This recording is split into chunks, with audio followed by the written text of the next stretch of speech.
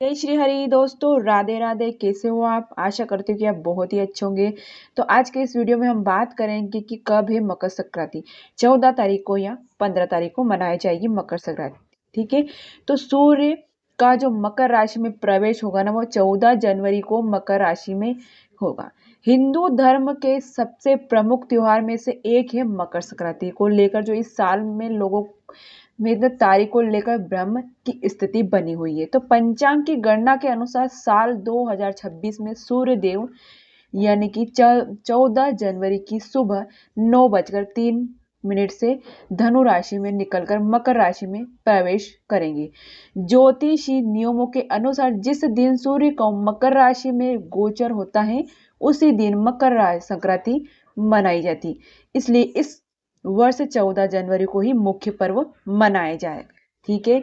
और मकर संक्रांति 2026 14 जनवरी को ही मनाई जाएगी। तो मैं आज आपको इस वीडियो में बताऊंगी इसकी शुभ डेट, शुभ मुहूर्त और इस खिचड़ी का पर्व और महत्व। तो वीडियो के अंत तक जरूर बने ताकि वीडियो की आपकी जानकारी, संपूर्ण जानकारी आपको इस वीडियो में मिले। और वीडियो अच्छा लगे तो लाइक एंड सब्सक्राइब जरूर कर दीजिएगा। सूर्य मकर राशि में प्रवेश यानी कि 14 जनवरी को मकर संक्रांति महापुण्य काल और स्नान दान का महत्व है। मकर संक्रांति के दिन पवित्र नदियों में स्नान और दान का विशेष महत्व है। विद्वानों के अनुसार 14 जनवरी को संक्रांति लगे के बाद 15 जनवरी की सुबह महापुण्य काल रहेगा। इस समय स्नान करने, सूर्य देव को अर्घ्य देना और उसके बाद ही खिचड़ी का सेवन करना अत्यंत फलदायी माना गया है। इस दिन काली उड़द की दाल, चावल, तिल, गुड़, कबल और नए वस्त्रों का दान करने से घर में सुख समृद्धि आती है। खरमास की समाप्ति और मांगलिक कार्यों की शुरुआत हो जाएगी।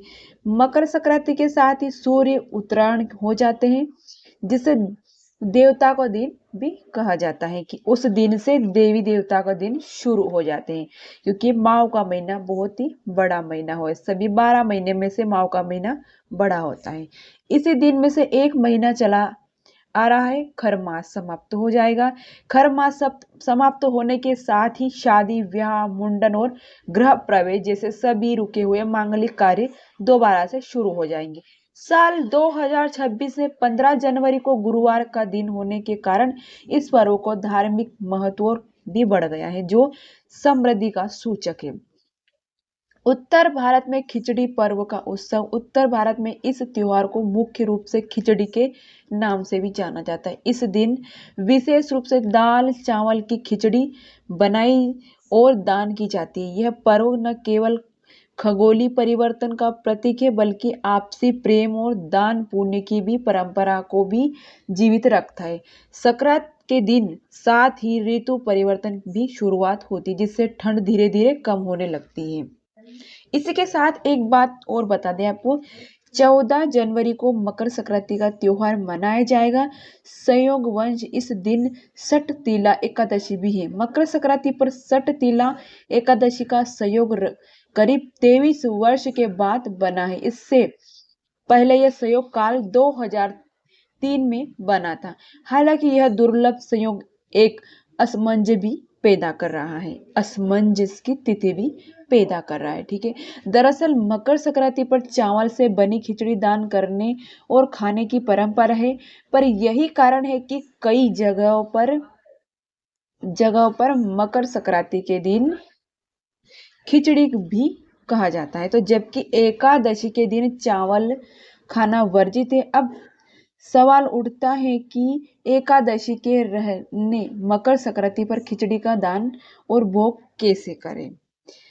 ज्योतिष वेदों के इसका तोड़ निकाल दिया है कि हिंदू पंचांग के अनुसार माघ कृष्ण की एकादशी तिथि 13 जनवरी को दोपहर 3:17 पर शुरू होगी और इसका समापन 14 जनवरी को शाम 5:52 पर होगा। ऐसे में 14 जनवरी को मकर संक्रांति तो पूरे दिन रहेगी, लेकिन एकादशी तिथि शाम 5:52 तक समाप्त हो जाएगी। एकादशी तिथि को समाप्त होते ही लोग चावल की खिचड़ी बनाकर दान कर सकते हैं और खुद ग्रहण भी कर सकते हैं। एक तर्क यह भी है कि सनातन परंपरा में सभी शुभ तिथियों को व्रत त्योहार में नियम और बाध्यता में मुक्त होते हैं, इसलिए इस पर्व त्योहार पर कोई भी शुभ कार्य या रीति रिवाज निसंदेह पूरा किया जाता है। वैसे भी 14 जनवरी को मकर संक्रांति, इस दिन सूर्य उत्तरायण के हो जाएंगे, यानी कि इस दिन सूर्य उत्तरायण दिशा की ओर संचर करेगा और शास्त्रों में उत्तरायण को देवताओं का काल माना गया है और देवताओं के काल में किए गए किसी भी संस्कार का फल कई गुना अधिक शुभ हो जाता है। तो मकर संक्रांति की पूजा विधि। मकर संक्रांति के दिन सूर्य देव की आराधना की विशेष फलदायी मानी गई है। इस दिन सूर्योदय से पहले पवित्र नदी में आस्था की डुबकी लेने से आदमी को सारे पाप नष्ट ही हो जाते हैं। जिनके लिए नदियों में घाट पर जाना संभव नहीं है, वो लोग घर में ही स्नान के लिए जल और गंगा जल और काले तिल मिलाकर स्नान कर सकते हैं। इससे बाद तांबे के लोटे में जल, लाल फूल, अक्षत और तिल डालकर सूर्य देव को अर्पित कर सकते हैं।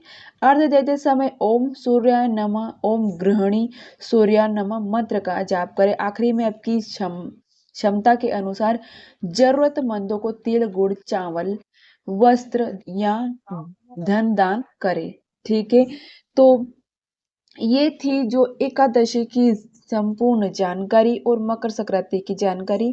तो दोस्तों, मेरा ये वीडियो कैसा लगा? वीडियो अच्छा लगा तो लाइक एंड सब्सक्राइब कर दीजिएगा, ताकि आने वाली नोटिफिकेशन आपको सबसे जल्द मिले। मिलते हैं अगले नेक्स्ट वीडियो के साथ में, तब तक के लिए जय श्री हरि, जय श्री हरि।